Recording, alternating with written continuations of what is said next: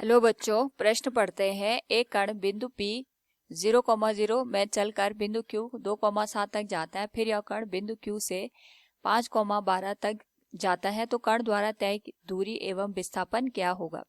सर्वप्रथम हम यहाँ पे मुख्य अवधारणा का प्रयोग करेंगे और यहाँ पे जो मुख्य अवधारणा है वह है किसी भी वस्तु द्वारा तय की गई कुल दूरी। तो दूरी होता है हमारे पास वस्तु द्वारा एक बिंदु से दूसरे बिंदु तक जाने में जो कुल पथ की लंबाई होती है, उसे हम यहाँ पे दूरी का नाम देते हैं। दूरी अपने आप में एक अदिश राशि होती है। तो जब भी हमें यहाँ पे दूरी निकालनी होती है तो हम यहाँ पे उस पथ की पूरी लंबाई को निकाल लेते हैं। और अगर हम बात करें यहाँ पे विस्थापन की, तो विस्थापन होता है किसी भी वस्तु द्वारा तय की गई न्यूनतम दूरी। न्यूनतम दूरी का मतलब होता है, इस स्थिति में हम ये देखते हैं कि हमारे पास जो वस्तु है उसकी अंतिम स्थिति क्या है और उसकी प्रारंभिक स्थिति क्या है।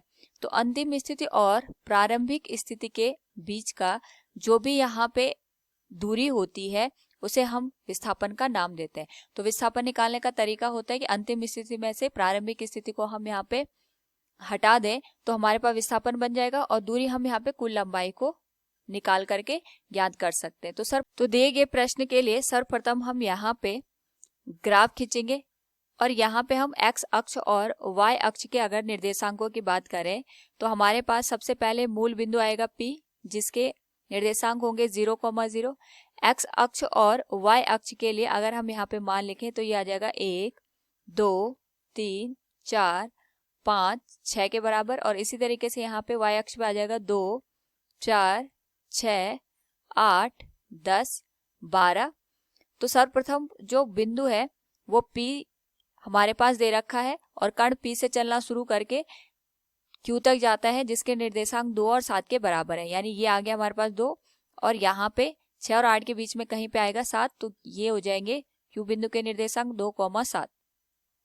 उसके बाद हमारे पास जो बिंदु है वो R तक जाता है, हम इसको R मान लेते हैं। तो इसके निर्देशांक है 5, यानी यहाँ पे आ गया 5 और यहाँ पे आ जाएगा हमारे पास 12।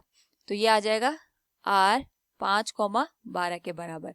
इस स्थिति में अगर हम देखें तो मूल बिंदु से चलना शुरू कर रहा है तो पहले P से लेके Q तक जाएगा और फिर Q से लेके R तक हमारे पास जो वस्तु है उसकी गति हो जाएगी। तो सबसे पहले यहाँ पे अगर हम बात करें तो हमसे दूरी पूछी गई है, तो हम P से लेके Q और Q से लेके R के बीच की कुल दूरी को यहाँ पे पहले ज्ञात करेंगे और इन दूरियों को यहाँ पे आपस में जोड़ देंगे तो हमारे पास यहाँ पे दूरी मिल जाएगी। तो हम लिख सकते हैं P से लेके Q तक की जो लंबाई है उसके लिए हम यहाँ पे लंबाई के सूत्र का प्रयोग करेंगे, जो कि होता है हमारे पास, अगर मैं इसको D1 मान लूं तो वर्गमूल x2 माइनस x1 का वर्ग प्लस y2 माइनस y1 का वर्ग। तो यहाँ पे हमारे पास जो x1 है वो तो 0 आ जाएगा, y1 भी 0 आ जाएगा क्योंकि P बिंदु के निर्देशांक 0, 0 है। और Q के जो निर्देशांक हमारे पास दे रखे हैं वो 2 और 7 के बराबर है। तो ये हो जाएगा हमारे पास x2 का मान 2 और y2 का मान 7 के बराबर। इस स्थिति में अगर हम यहाँ पे D1 का मान लिख दें तो जो D1 का मान निकल के आएगा ये होगा हमारे पास वर्गमूल 2 माइनस 0 का वर्ग प्लस 7 माइनस 0 का वर्ग।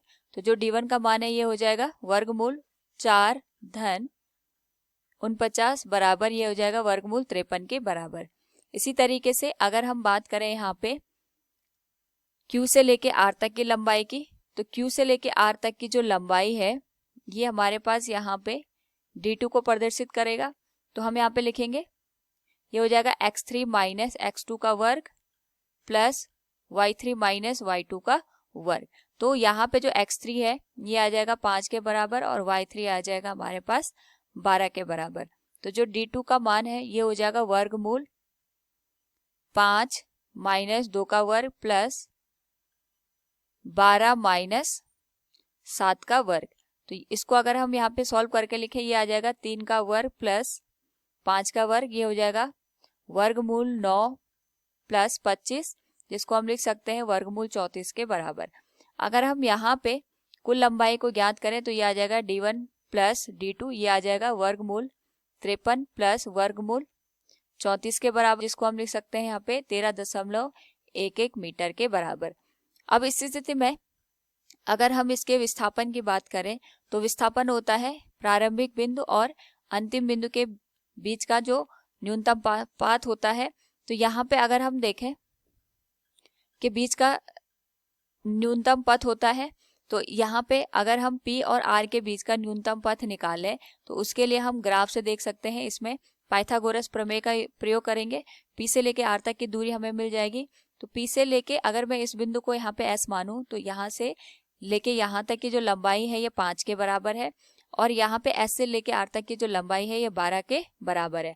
तो यहाँ पे अगर हम विस्थापन निकालना चाहें तो हम लिख सकते हैं विस्थापन का जो मान होगा ये हो जाएगा हमारे पास P से लेके R तक की लंबाई, और P से लेके R तक की जो लंबाई है इसको हम निकालेंगे पाइथागोरस प्रमेय का प्रयोग करके, जिसका मान हो जाएगा वर्गमूल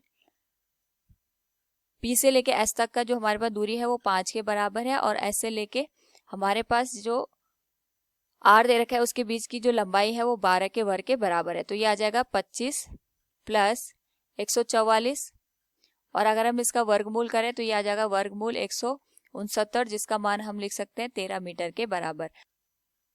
तो दिए गए प्रश्न के अनुसार कुल दूरी हमारे पास आ जाएगी 13.11 मीटर के बराबर, और कुल विस्थापन आ जाएगा 13 मीटर के बराबर। उम्मीद है आपको समझ में आया होगा। धन्यवाद।